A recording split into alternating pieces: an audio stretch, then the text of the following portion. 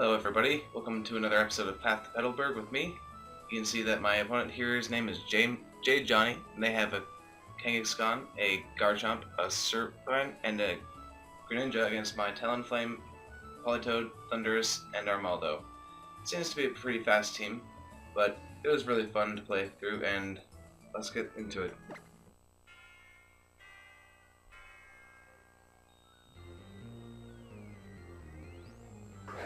Alright, I'm going to lead with my Politoed and my Talonflame, and they're going to lead out with their Greninja and their Serperior. So, already they're putting on a lot of speedy offensive pressure. Greninja and Serperior, both very fast Pokemon. And Serperior is just going to protect this first turn, as is my Talonflame, both of us not wanting to get any damage done to them. And that was a good call because Greninja scalds into that slot. And I'm able to get an Icy Wind up here, which will slow down that Greninja significantly. Although I wish that I had gotten the Serperior because it likely holds a Focus Sash. So this turn I'm going to Brave Bird this Greninja to knock it out, knowing that it's going to scald into my slot, and the Serperior likely has a Focus Sash on it. Now they Leaf Storm my Politoed, and I survive with a plus 13 hit points, and that kind of cherry boost coming out. Now this was not really much of a damage roll.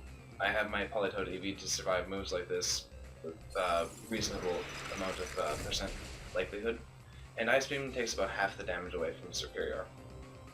Or sorry, half the hit points. So they bring out their Kangaskhan, and it megas up this turn.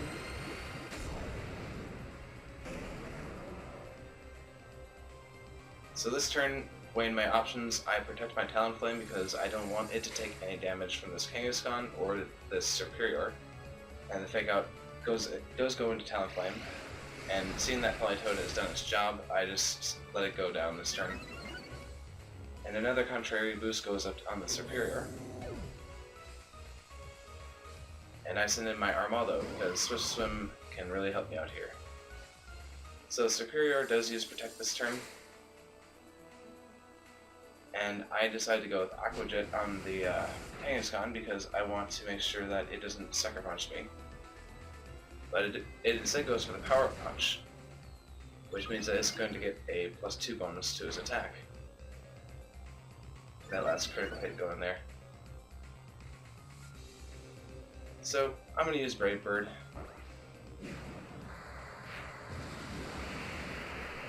I really don't want to deal with the Serperior anymore. So it's finally out of the game and no longer a threat.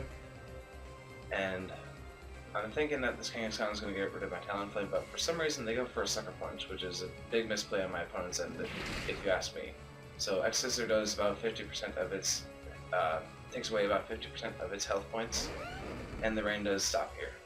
So I'm going to Brave Bird with my Talonflame to get rid of this Kangaskhan. And a Solid Strike takes it out.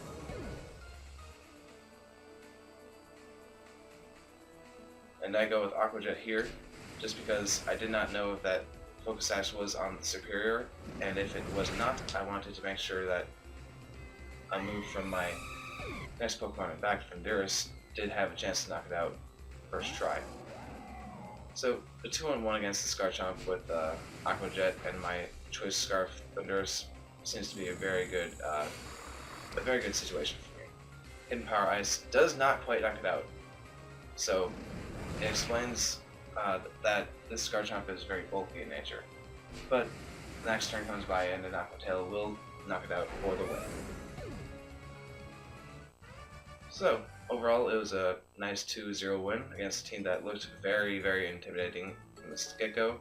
Their other two Pokemon were Talonflame and Blaziken, so a very fast, very hard-hitting team, but with the right setup with the right setup and the right EV distributions on your Pokemon, you can deal with these teams pretty easily. So, I hope you enjoyed this episode.